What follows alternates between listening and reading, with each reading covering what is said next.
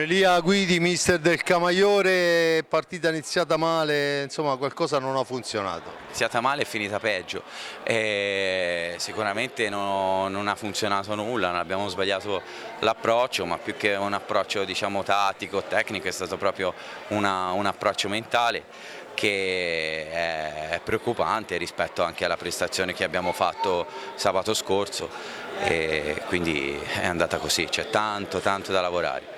Il rammarico è che potevamo riaprire o rimanere in corsa per il discorso qualificazione alle semifinali e purtroppo ci apre altri scenari e altre riflessioni. Insomma.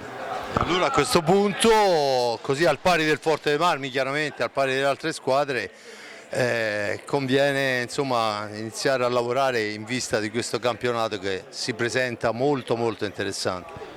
Campionato sì, più che altro sarà un campionato lungo, concentrato in poco tempo, quindi ci sarà sicuramente da lavorare ancora di più sull'aspetto fisico, l'aspetto mentale, e sarà un percorso lungo, cercheremo di farci trovare pronti a ogni partita e resettando da questa sconfitta già dal prossimo appuntamento.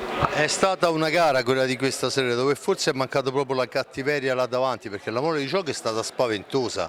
Forse se quella traversa di Motarana entra, cioè con il forse non si fanno i punti, però insomma mi pare che sia mancato proprio l'ultimo tocco là davanti. Non so, poi È mancato l'ultimo tocco là davanti, ma è mancata anche della cattiveria in fase difensiva, perché non è concepibile concedere dei gol e delle situazioni che hanno avuto i ragazzi del Forte dei Marmi, che sicuramente hanno espresso un buon hockey, esprimono un buon hockey, però noi sicuramente gli abbiamo dato una grossa mano in questo.